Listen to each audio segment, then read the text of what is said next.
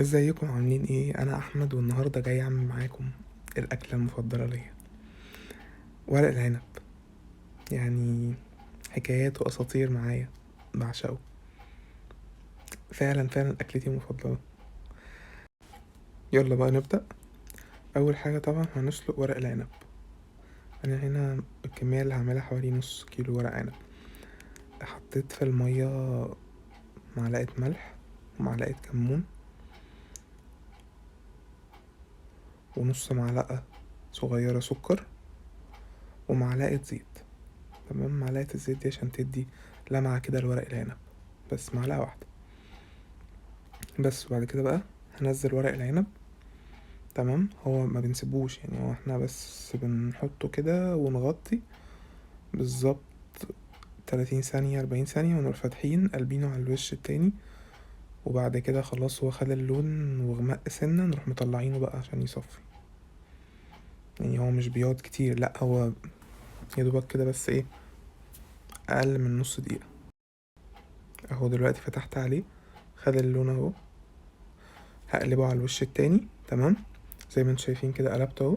هغطي برضو واسيبه زي ما قلت كده حوالي 30 ثانية. هفتح بقى اطلعه عشان ايه، اصفيه. طبعا هغسله. تمام، هنغسله بمية ساقعة. تمام، في الحوض كده حطيته اهو في مصفى. هغسله كده بالراحة، وبعد كده بقى هصفيه.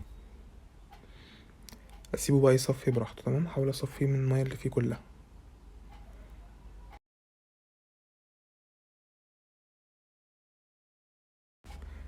نجيب بقى طاسة كبيرة كده على النار اللي هنعمل فيها الخلطة بتاعتنا بتاعة المحشي. هنحط فيها حبة زيت. تمام، حطيت حوالي ربع كوباية. بعد كده بقى هنضيف البصل. معايا حوالي بصلتين مفرومين. تمام، ضربتهم في الكبة كده، وعليهم مرقة دجاج قطعتها كده وحطيتها عليهم. ونقلب بقى ايه، نخلي المرقة كده تسيح في الزيت مع البصل كده، لو ريحة حلوة كده طلعت. تمام، احنا كله هنعمله في الطاسة دي. زي ما انتم شايفين كده، بعد ما سبتها شوية حطيت بقى دلوقتي ايه الخضرة. الخضرة عبارة عن شبت وبقدونس وكزبرة، حبة مش كلها. يعني أنا لسه هضيف خضرة تاني في الاخر، بس ايه، ضفت حبة دلوقتي. وبعد كده بقى هحط معلقة صغيرة من الفلفل الاسود، ومعلقة من البهارات 7 بهارات، ومعلقة كبيرة من الكزبرة، ومعلقة كمون، وأقلبهم مع بعض. تمام، أهو هفضل أقلب كده فيهم كلهم.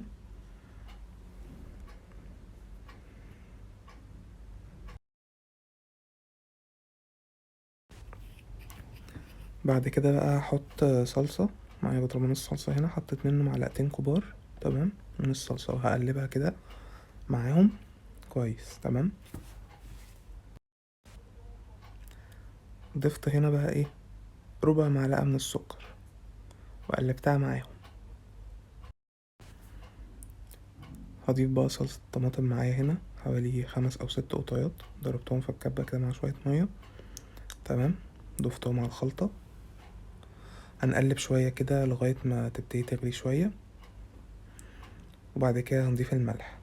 أنا كنت سايب الملح للآخر، ضفت 3 معالق ملح صغيرين.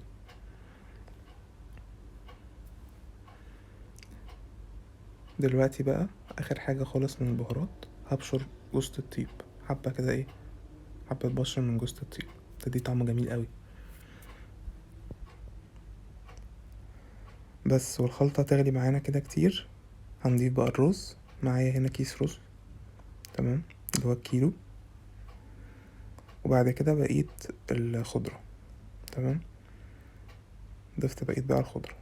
خلاص كده الخلطة جهزت معانا، ومش هضيف اي حاجة تانية. هفضل اقلب كده شوية لغاية ما ايه، كل الخلطة بالأطعمة والبهارات بالبصل الصلصة كله يمسك في بعضه. احنا كده ضفنا كل حاجة.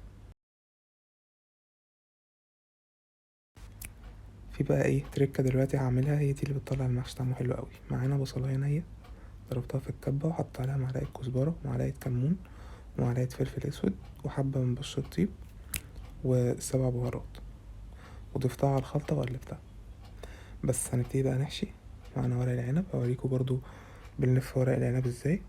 نحط حبة رز كده صغيرين على حسب بقى انتوا عايزين الصباع مليان، ورقة العنب اللي عندكم كبيرة مش صغيرة، يعني على حسب. ورقة العنب اللي معايا دي كانت متوسطة مش كبيرة قوي برضو. ببتدي ألف من تحت لفة واحدة كده وبضغط على الرز بالراحة، وبعد كده بقى بجيب من الجناب، الجنب اليمين الأول تمام، واضغط عليها، وبعد كده الجنب الشمال واكمل لف. فكركم بالشاورما صح؟ سهلة والله، مش محتاجة يعني، هي مش صعبة خالص. بس الصباع هو جميل وزي الفل، هنحطه بقى ونكمل لف. هوريكم برضو كمان واحد عشان ايه تركزوا كده وانتوا بتلفوا. هي يعني دي كانت ورقة عنب كبيرة شوية، فمليت الرز فيها شوية. الصباع كان طالع حلو كده لما استوى، هتشوفوا المحشي في الاخر شكله كان جميل جدا. اهم حاجة تقفلوه كويس وتتأكدوا انكم مفيش حتة طالع منها رز او اي حاجة، علشان برضو ما تلاقوهوش اتفتح في الحلة وهو بيستوي. من تحت الاول كده ونضغط عليها ضغطة بسيطة، وبعد كده من الجنب اليمين، وبعد كده من الجنب الشمال، ونقفلها كويس من الجناب، وبعد كده ايه نكمل لفة على الاخر واحنا بنضغط على الرز برضو. بس هيطلع معاكم مقفول وزي الفل. هنشيله ونكمل بقى لف بقية ورق العنب. هنا في قعر الحلة حطيت العواد بتاعت ورق العنب وعليهم ايه قطع من الليمون كده. هنا بقى خلاص انا خلصت كده كل ورق العنب، رصيته زي ما انتم شايفين كده. هحط اخر حاجة فصوص من الثوم وقطع كده ايه من الليمون. قطعت ليمونية كاملة او ليمونتين كده، حطيت ايه شرايح كده من الليمونة فيه فوق. وبعد كده طبعا هحط كده ايه 4 أو 5 فصوص من الثوم، هحشرهم كده ايه اهو زي ما انتم شايفين ما بين المحشي. بس تمام. انا كنت طبعا عامله قبلها بيوم وشيلته في التلاجة، وتاني يوم طلعته بقى عشان ايه اسقيه بالشوربه. معايا هنا شوربه اللحم. لو ما عندناش شوربه ممكن ندوب مرقه في ميه مغليه ونصبها عليهم. هنفضل نسقيه في المحشي لغايه ما نلاقي الميه ظهرت على وش المحشي بالظبط. تمام، يعني ولا نزود ولا نقلل عن كده، زي ما بقولكوا بالظبط هيطلع معاكم مظبوط وحلو جدا، ومش هتحتاجوا حتى انكم تزودوا ولا اي حاجه. هو يا دوبك هتفضلوا تسقوا كده بالشوربة لغاية ما تلاقوا الشوربة وصلت عند ايه قطع الليمون كده. بس زي ما انتم شايفين كده بعد ما استوى حوالي ساعة تقريبا. بس وبالهنا والشفا. يا رب تكون وصفة ورق العنب عجبتكم، وما تستصعبوش الموضوع خالص، عشان في ناس كتير بتبقى مستصعبة انهم يعملوا محشي وكده. ابدأوا بورق العنب، انا بقول لكم والله جربوا الطريقة دي وامشوا على الخطوات بالظبط زي ما انا قلت، وبجد هتطلع معاكم خطيرة. اشوفكم في فيديو جديد ان شاء الله.